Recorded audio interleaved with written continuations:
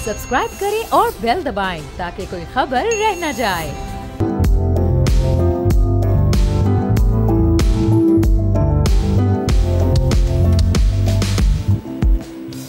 अस्सलाम वालेकुम, मैं बाब जहांगीर। आप देख रहे हैं प्रोग्राम व्यापार। पाकिस्तान और ईरान के दरमियान टेंशन का असर स्टॉक मार्केट पर भी पड़ा है। आज खासी मंदी का शिकार स्टॉक मार्केट रही। कारोबारी हफ्ते का चौथा रोज था और हमने 300 से ज्यादा पॉइंट्स की कमी आज मार्केट में होते देखी है। अब ये कशीदा सूरत हाल अगर आगे चलेगी तो स्टॉक मार्केट पर इसका क्या असर पड़ेगा? क्या सरमायाकारों का एतमाद स्टॉक मार्केट पर से कम हो रहा है या फिर आने वाले दिनों में हम एक बार फिर मार्केट की रिकवरी को देख सकेंगे? पाकिस्तान स्टॉक एक्सचेंज की सूरत हाल आज क्या रही है? कफील अहमद बोल न्यूज के नुमाइंदे हैं, उनसे जरा आज की सूरत हाल जानेंगे। फिर जफर मोती साहब भी हमारे साथ होंगे जो सीईओ है कैपिटल सिक्योरिटीज प्राइवेट लिमिटेड के, उनसे भी हम गुफ्तगू करेंगे। कफील, पहले आप बताइएगा कि आज मार्केट में क्या सूरत हाल रही? ज़ाहिर खबर कल एक ऐसी सामने आ गई थी कि उसका थोड़ा बहुत असर तो पड़ना था।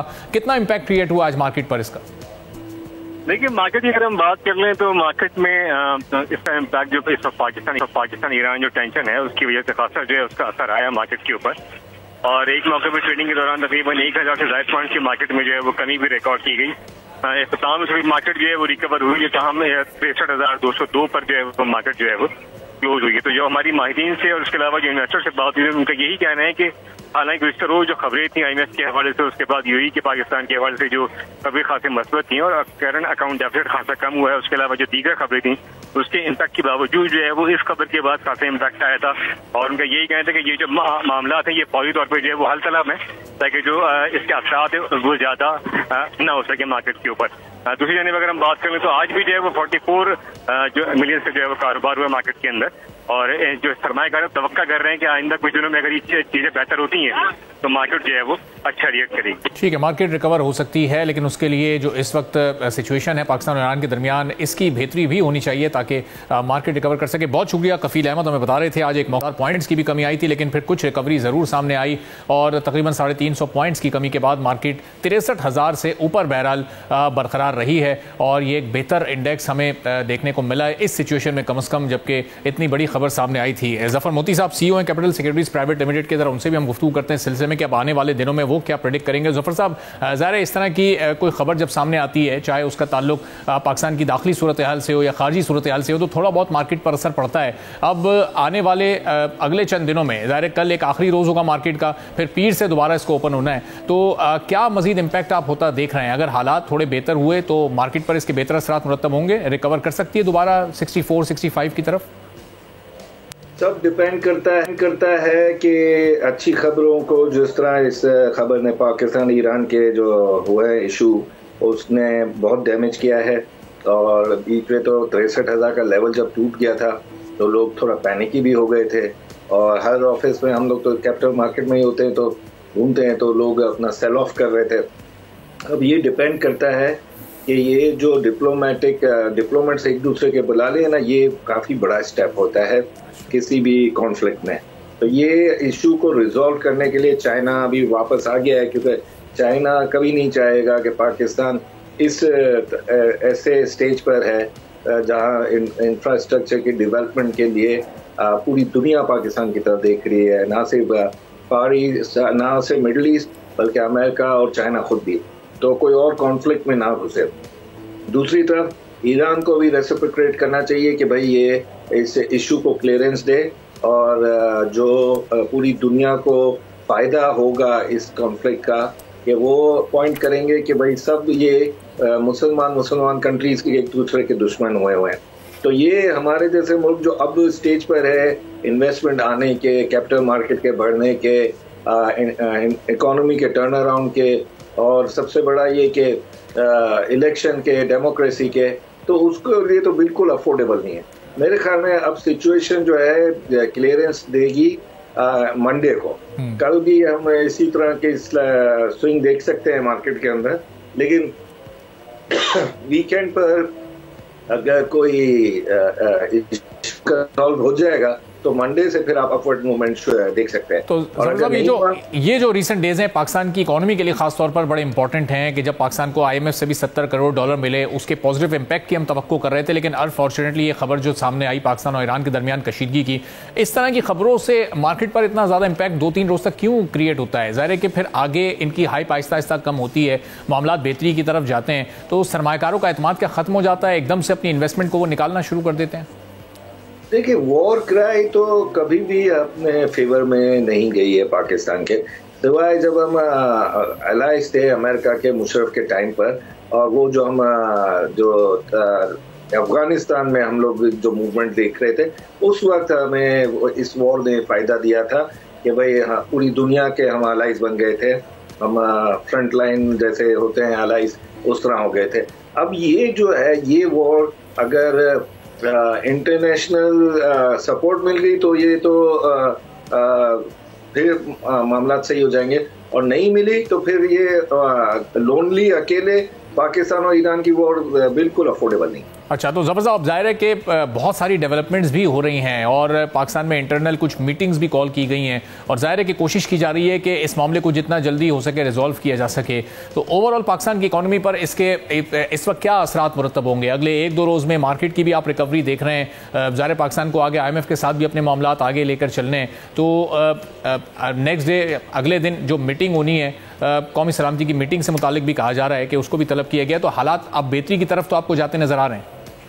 जी, मुझे लग रहा है, और मुझे इसका एक इंडिकेशन ये है कि पॉलिटिकल पार्टीज जो हैं वो उन्होंने अपने कैंसिलेशन नहीं किए अपने प्रोग्राम, तो ये है कि इलेक्शन के टाइम तक, इलेक्शन जो अब अगर वर्किंग डेज देखे तो 15-16 दिन रह गए हैं, तो उसके इंडिकेशन हो जाएगी कि भाई इलेक्शन ऑन टाइम हो रहे हैं, और ये सॉर्ट आउट करना ही पड़ेगा विद इन जुम्मा हफ्ता इतवार में, ताकि उधर जो है इलेक्शन का मसाइल ना हो। ठीक है, बहुत बहुत शुक्रिया ज़फर मोती साहब, CEO capital securities private limited हमारे साथ मौजूद थे। एक छोटा सा ब्रेक लेंगे, ब्रेक के बाद वापस आएंगे, हम स्टोरीज और मौज़ूआत पर बात करेंगे।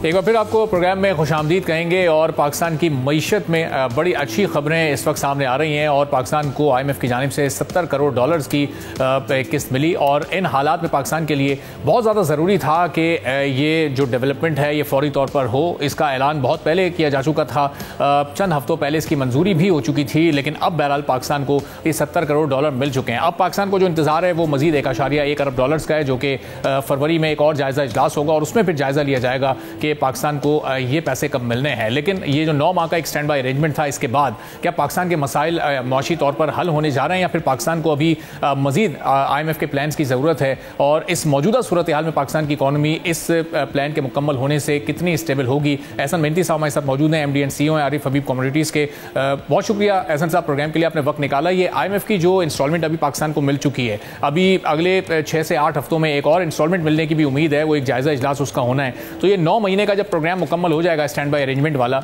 इसके बाद पाकिस्तान की इकॉनमी को आप कहां खड़ा देख रहे हैं? एक और IMF प्रोग्राम के लिए मैं फौरी तौर पर जाना पड़ेगा इलेक्शन के बाद नई हुकूमत को? देखिए, पाकिस्तान इकोनॉमी तो जितनी अब स्टेबल हो गई है, इतनी स्टेबल तो कभी थी भी नहीं, क्योंकि अगर आप देखें कि ये जो आपने रुपी को जो है वो स्ट्रॉन्ग आपने देखा है कि एक दिन पहले हुआ अगेंस्ट डॉलर, फिर आपने देखा करंट अकाउंट सरप्लस $400 मिलियन तक देख लिया मार्च दिसंबर के अंदर। ये तो अगर आप मंथली बेसिस पे आप इसको क्यूमुलेट कर लें या प्रोजेक्ट कर लें, तो ये तो कोई $5 बिलियन का जो है वो सरप्लस आ जाएगा मुल्क का, अगर इसी तरीके से हम सरप्लस दिखाते रहे करंट अकाउंट तो मंथली बेसिस पर। तो आई थिंक कि ये तो बहुत ज़्यादा हमने कंट्रोल कर लिया है और चीज़ों को काफ़ी डायरेक्शन में लेके गए हैं। रेमिटेंसेज इंप्रूव भी हैं, एक्सपोर्ट इंप्रूव हो रही है, 22% एक्सपोर्ट इंप्रूव हो गई।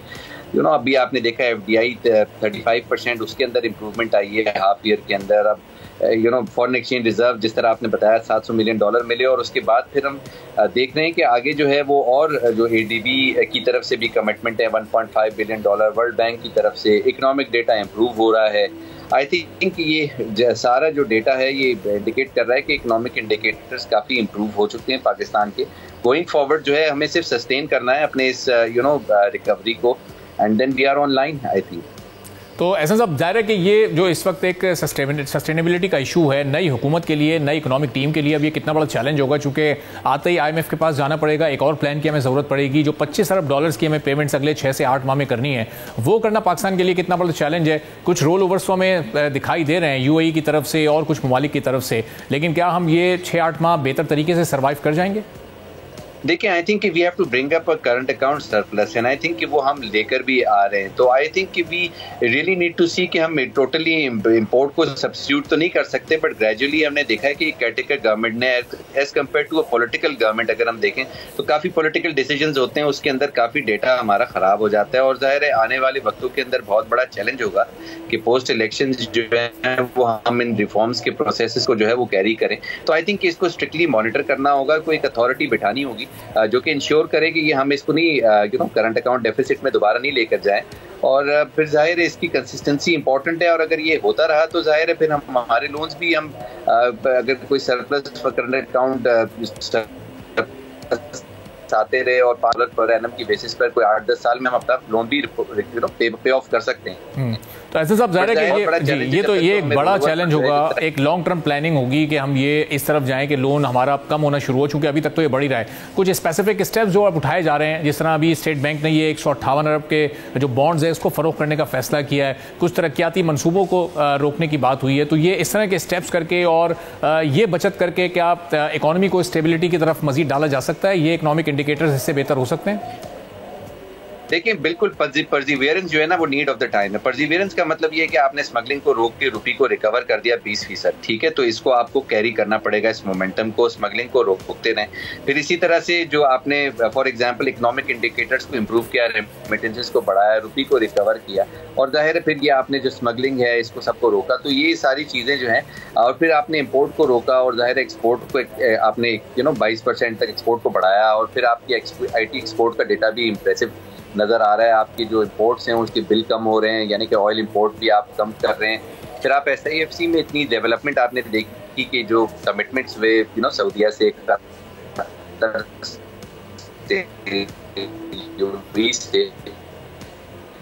आई थिंक ये हम राइट इस वक्त जियोपॉलिटिकल अनसर्टेनिटी, अगर हम इसको केटर डाउन कर दें तो I think we are going in the right direction. बस कंसिस्टेंसी चाहिए, पॉलिटिकल गवर्नमेंट जब भी आए वो IMF से अच्छे ताल्लुकात रखते हुए नेक्स्ट ट्रांच को रिलीज कराए। I think we are in the right direction. और ऐसे साहब, ये करंट अकाउंट का सरप्लस होना कितनी इंपॉर्टेंस का हामिल होता है इंटरनेशनली? क्या इससे कोई फर्क पड़ता है, कोई इम्पैक्ट क्रिएट होता है जब हम बायलैटरल या मल्टीलैटरल कोई मुआहदा करने जाते हैं या किसी कर्ज के लिए हम कहीं अप्लाई करते हैं, तो वो ममालिक ये देखते हैं करंट अकाउंट को कि ये सरप्लस है या आप कितना डेट है आपको? क्योंकि इस वक्त तो ये अंडर कंट्रोल हमें नजर आ रहा है, इंपोर्ट बिल कम है और पाकिस्तान इस वक्त एक्सपोर्ट भी अपनी बेहतर करता जा रहा है।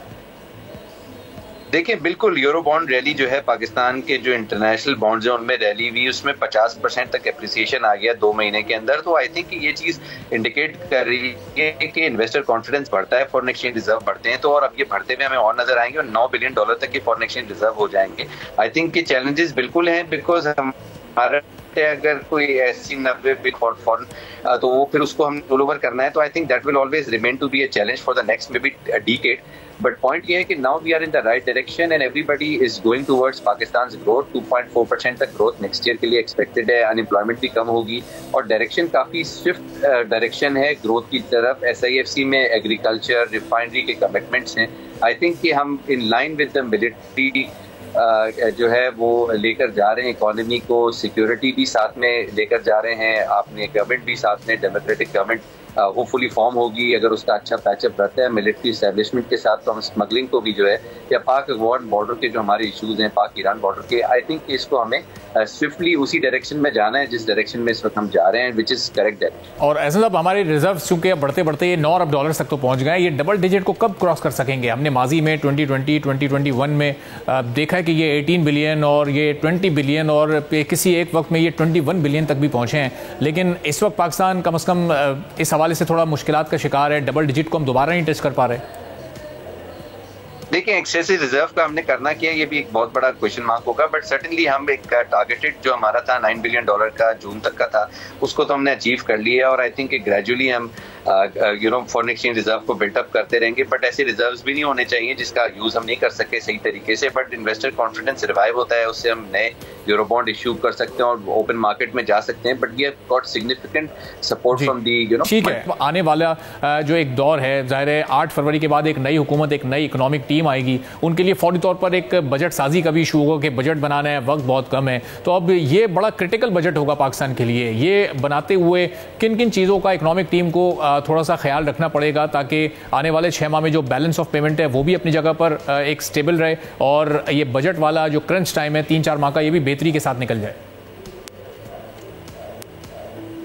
देखिए, Pakistan government can always impose taxes. ये जो हमारे बैंकिंग अकाउंट पे जो 15% टैक्स लगता है, ये 20% भी हो सकता है, 25% भी हो सकता है। कि गवर्नमेंट की जो रिक्वायरमेंट है टैक्स कलेक्शन की, वो तो मोरलेस हम देखते हैं जो है वो मीट कर जाता है। तो वीडियो से इतना ज्यादा जो है कोई क्रंच है, और जाहिर है हमारे लेंडर भी 7% तक बजट खसारा जो है हमें अलाउ करता है, द परसेंटेज ऑफ जीडीपी, जो कि I think it's it's a fruitful thing. But at the same time हमें कोशिश करनी चाहिए ऑस्टेरिटी की, गवर्नमेंट एक्सपेंडिचर कम करने की, स्टेट ओन्ड एंटरप्राइजेज की जो लॉसेज हैं उसको कम करने की हमें कोशिश करनी चाहिए। बट जाहिर है उससे हम सपोर्ट भी करते हैं हमारी जो इकोनॉमिक एक्टिविटी है, और फिर जाहिर है हमारी एम्प्लॉयमेंट लेवल्स भी जो है उसको हम मेंटेन करते हैं। तो I think it's difficult time हमारे लिए कि हमारे बजट खसारे को हम कम करें, और बजट बनाना भी एक डिफिकल्ट होगा, पीएसडीपी की कमिटमेंट्स और ग्रोथ को मेंटेन करना। But at the same time हमारी टैक्स कलेक्शन इन लाइन है, टैक्स कलेक्शन को हम टारगेट्स को मीट करते हैं, which is a fruitful thing. और गोइंग फॉरवर्ड हमें डायरेक्ट टैक्सेशन की मद के अंदर यानी कि एग्रीकल्चर टैक्स को भी जो है उस पर फोकस करना है, और बहुत बड़ा चैलेंज होगा एक पॉलिटिकल गवर्नमेंट। और ऐसा सब जाहिर है कि बजट बनाने के साथ साथ हमें आईएमएफ को भी एक बार फिर एंगेज करना पड़ेगा, और चूंकि पाकिस्तान को एक और प्रोग्राम रिक्वायर्ड होगा। अब वो कितना बड़ा प्रोग्राम चाहिए होगा, उसकी मुद्दत कितनी होगी, और फिर किस तरह से पाकिस्तान उस प्रोग्राम को आगे लेकर चलेगा। तो इस हवाले से एक बड़ी एक्सपर्ट और बड़ी एक्सपीरियंस टीम दरकार होगी, खासतौर पर इकोनॉमिक पॉइंट ऑफ व्यू से। देखिए, आईएमएफ को तो हमने सेटिस्फाई कर दिया, फर्स्ट रिव्यू के अंदर उसने हमें फुल मार्क्स दे दिए। हमने जाकर जो है वो उससे ट्रांच भी $700 मिलियन की निकाली। तो आई थिंक ये परसिवियरेंस, जिस तरह मैंने कहा कि जो आप जिस तरह से परफॉर्म कर रहे हैं उस तरह आप करते रहें, लेंडर को आप पुश करते रहें, उनके जो टारगेट्स हैं यानी कि प्राइम उनका था 0.5%, वो सस्टेन के एक लेवल पर टैक्स कलेक्शन बर वक्त की अच्छे तरीके से की। I think we are keeping our lenders satisfied. और फिर अब ये है कि जो हमारी रिसोर्सेज उसका मिसयूज नहीं करें, हम ऑस्टेरिटी की तरफ जाएं, जिस किसी भी तरीके से जो है लैंड रिफॉर्म्स करके यानी कि लैंड सेल ऑफ करके हमारे डेट को, कंट्री के डेट को खत्म करें। तो आई थिंक ये हमें बहुत सारी ऐसे स्टेप्स लेने जो पॉलिटिकल गवर्नमेंट ने डिसाइड करना है पीरियड के अंदर, और आई थिंक कि हम एक राइट डायरेक्शन में, as long as we are satisfying our lenders, तो मेरे ख्याल से कोई इतना बड़ा ट्रबल नजर नहीं आता बजट से। ठीक है, तो ऐसे सब ये हम राइट डायरेक्शन में है, लेकिन पाकिस्तान पर इस वक्त कर्ज का बोझ तो बढ़ता जा रहा है। पाकिस्तान इस वक्त ये जो डेट है ओवरऑल पाकिस्तान का, इसको कम करने की पोजीशन में नहीं आ पा रहा। ये इस पोजीशन में पाकिस्तान कब आएगा, उसके लिए क्या क्या स्टेप्स दरकार होंगे, कितनी कंटिन्यूएशन इन पॉलिसीज की उसके लिए चाहिए होगी? देखिए, आई थिंक कि पॉलिसीज जो है उसकी कंसिस्टेंसी जो है वो इट इज इंपॉर्टेंट, क्योंकि जाहिर है हमें वहीं से लेकर चलना है जहां पर कैटेगरी सेटअप के अंदर जो एक्सपर्ट्स लाए गए उनको अच्छे थे एक्सपर्ट। वर्ल्ड बैंक की जो है प्रायर वर्किंग है शमशाद अख्तर जो फाइनेंस मिनिस्टर है उनकी, तो आई थिंक कि उनकी ही पॉलिसीज को कंसिस्टेंटली कैरी ओवर करना है। पर वक्त जो है स्टेट ओन्ड एंटरप्राइजेस को प्राइवेटाइजेशन प्रोसेस की तरफ लेकर जाना है, जिस तरह से इश्ताकदार साहब ने भी इंडिकेट किया कि गोइंग फॉरवर्ड अगर ऐसी कोई अपॉर्चुनिटी पीएलएन को मिलती है, किसी भी जमात को मिलती है, तो आई थिंक को देखना पड़ेगा कि प्राइवेटाइजेशन प्रोसेस को कंसिस्टेंटली उसी लिहाज से लेकर जाए जिस तरह केयरटेकर गवर्नमेंट ने जिस डायरेक्शन में इकोनॉमिक इंडिकेटर्स इंप्रूव किए, उसकी कंसिस्टेंसी बहुत इंपॉर्टेंट है। ठीक है, बहुत बहुत शुक्रिया। एहसन मेहंदी साहब, MD and CEO Arif Habib commodities हमारे साथ मौजूद थे, और जो इस वक्त पॉलिसीज़ हैं उनकी कंटिन्यूएशन बड़ी ज़रूरी है, ये कह रहे थे। और पाकिस्तान को अब जो आईएमएफ के थ्रू $70 करोड़ की किस्त मिल चुकी है, और जो मजीद एक और किस्त मिलनी है वो भी बड़ी इंपॉर्टेंट है। और फिर उसके बाद आईएमएफ की जो अगला प्लान है, जो अगला प्रोग्राम है, वो कितने वॉल्यूम का होगा और कितने अरब डॉलर्स के लिए पाकिस्तान फिर आईएमएफ के पास अप्लाई करेगा, ये भी आने वाली हुकूमत के लिए एक बड़ा चैलेंज होगा कि किस तरह से आईएमएफ को उस प्रोग्राम के लिए कन्विंस किया जाता है। लेकिन जो इस वक्त पाकिस्तान की ओवरऑल इकोनॉमी है उसके इंडिकेटर्स हम बहुत बेहतर होते देख रहे हैं। खासतौर पर पाकिस्तान की आईटी सेक्टर में एक्सपोर्ट्स बढ़ रही हैं, और अभी भी 22% से ज़्यादा का इजाफा सिर्फ दिसंबर के एक महीने में हमने इस सिलसिले में देखा है। और जो फिगर सामने आए हमारे पास वो $30 करोड़ 30 लाख की हमने आईटी एक्सपोर्ट्स किए हैं। और पिछले दिनों हमने देखा था कि आईटी मिनिस्टर का बयान भी सामने आया था कि वो ये एक्सपोर्ट्स बढ़ाकर 10 बिलियन तक भी ले जाना चाहते हैं, कि 10 बिलियन की एक्सपोर्ट्स पाकिस्तान के सेक्टर में करे। अब ये कितना काबिल अमल है, और अगर इस लेवल तक पाकिस्तान को पहुंचना है तो उसके लिए फौरी तौर पर क्या इनिशिएटिव्स दरकार होंगे, इसी पर हम गुफ्तगू करेंगे। सैयद असफर हुसैन साहब प्रोजेक्ट डायरेक्टर हैं नेशनल इंक्यूबेशन सेंटर के, हमारे साथ मौजूद हैं। असफर साहब, बहुत शुक्रिया प्रोग्राम के लिए, आपने वक्त निकाला।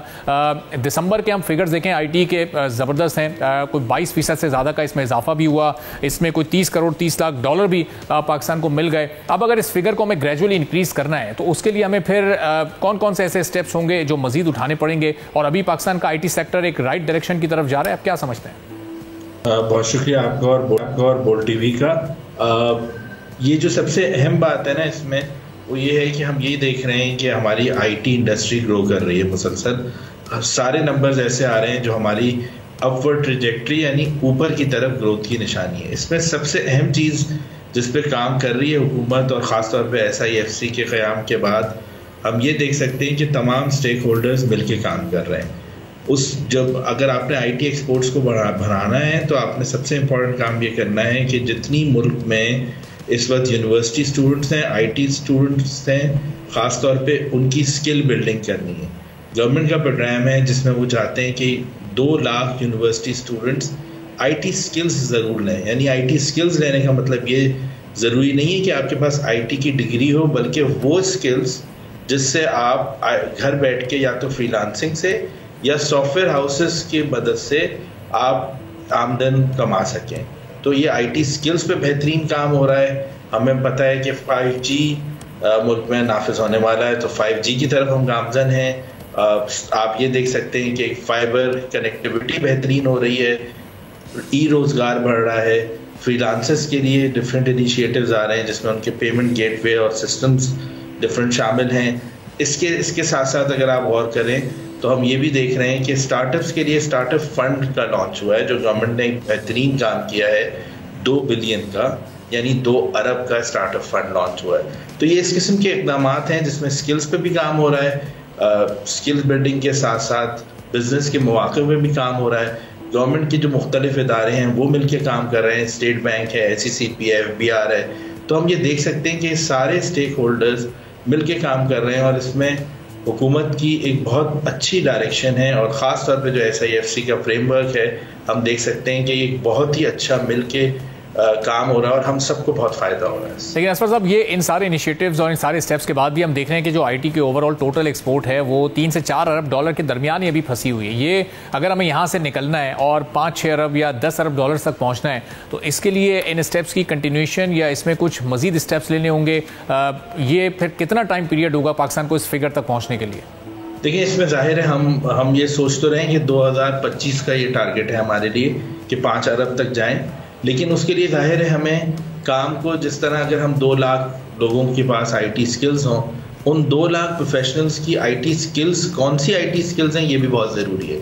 मिसाल के तौर पे आप फ्रीलांसिंग करके 1 घंटे में $6 भी कमा सकते हैं और $600 भी कमा सकते हैं। तो हमें ये देखना है कि आगे जो स्किल्स आ रही हैं दुनिया में, ख़ास तौर पे जिसको हम कहते हैं वेब की 4.0 यानी वेब की जो नेक्स्ट जनरेशन है, उस पर काम करना है। आर्टिफिशियल इंटेलिजेंस है, साइबर सिक्योरिटी है, ब्लॉकचेन है, ऐसी स्किल्स भी लेनी है। ये जो लेटेस्ट टेक्नोलॉजी है, इसके स्किल्स से तो ज़ाहिर है अपने यूथ को हमें आगाही देनी है, उनको ये सिखाना भी है, लेकिन जो बेसिक्स होते हैं बिल्कुल IT के, हमारी कितने % यूथ है जो कि अभी उसको उन स्किल्स में वो मास्टर है और लेटेस्ट की तरफ जो इस वक्त जो मॉडर्न टेक्नोलॉजी है उस तरफ शिफ्ट हो सकती है? देखिए, एक सबसे बड़ा जो फ़ायदा हुआ है पिछले 10 से 12 साल में, मोबाइल फ़ोन्स के साथ जो स्मार्टफोन्स का इंडक्शन हुआ है, उस स्मार्टफोन के आने से अब आपको बेसिक IT स्किल्स सीखना मुश्किल नहीं होता। जब आप बेसिक IT स्किल्स सीखते हैं तो आप बहुत सारे ऐसे सॉफ्टवेयर, ऐसे प्रोग्राम है, मैं आपको अगर उसकी एक मिसाल दूँ, कैनवा एक बहुत ही बेसिक सॉफ्टवेयर है जो पाकिस्तान में बहुत सारे लोग डिज़ाइन कैनवा पे करके एक बहुत अच्छी आमदन कमा रहे हैं। उसके लिए बहुत ज़्यादा स्किल्स की ज़रूरत नहीं है। इसी तरह बहुत सारे लोग डेटा एंट्री का काम दुनिया भर का पाकिस्तान से हो रहा है। ये वो काम है जिनके लिए स्किल्स की ज़रूरत नहीं है।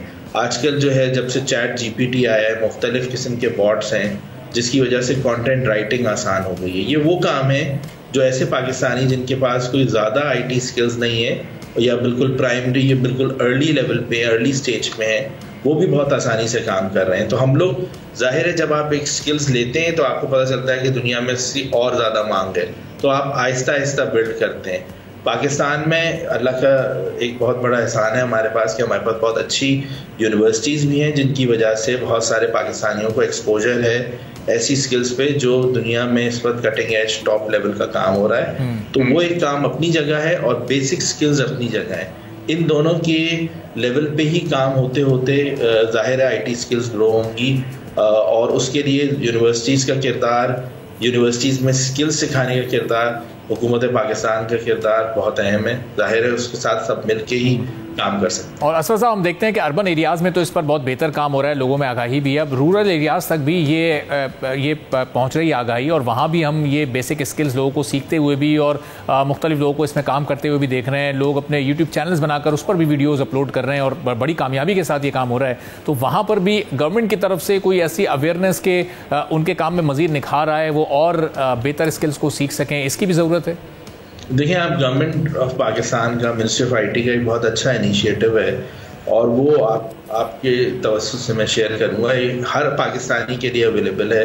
वो है digiskills.pk पे जाएं। डिजी स्किल्स बेसिक स्किल्स सिखाता है, जैसे अभी आपने कहा यूट्यूब या कंटेंट क्रिएशन हो, या बेसिक आपकी वर्डप्रेस पे वेबसाइट को सेटअप करने की स्किल्स हों। उर्दू ज़बान में, ज़बान भी हमारे लिए बहुत दफ़ा एक मसला बनती है कि हमारे पास कंटेंट अगर है कि यूट्यूब पे या किसी जगह पे वो हमारी ज़बान में नहीं है, तो बहुत सारे नौजवान को मुश्किल होती है, ख़ासतौर पे जो ऐसे बड़े शहरों में नहीं रहते जहाँ अंग्रेज़ी का इस्तेमाल नहीं है। तो वो डिजी स्किल्स एक बहुत अच्छा प्लेटफॉर्म है, गवर्नमेंट रन प्लेटफॉर्म है। उससे बहुत सारे नौजवान को फ़ायदा भी हुआ है और भी फ़ायदा हो सकता है। तो ये सारी स्किल्स अब सिर्फ कराची, लाहौर, इस्लामाबाद या बड़े शहरों तक नहीं रही, दूसरे शहरों में भी आ गई। ठीक है, बहुत बहुत शुक्रिया। सैयद असफर हुसैन साहब, project director, national incubation centre, हमारे साथ मौजूद थे।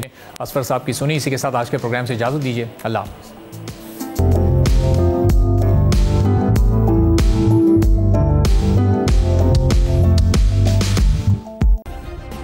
सब्सक्राइब करें और बेल दबाएं ताकि कोई खबर रह न जाए।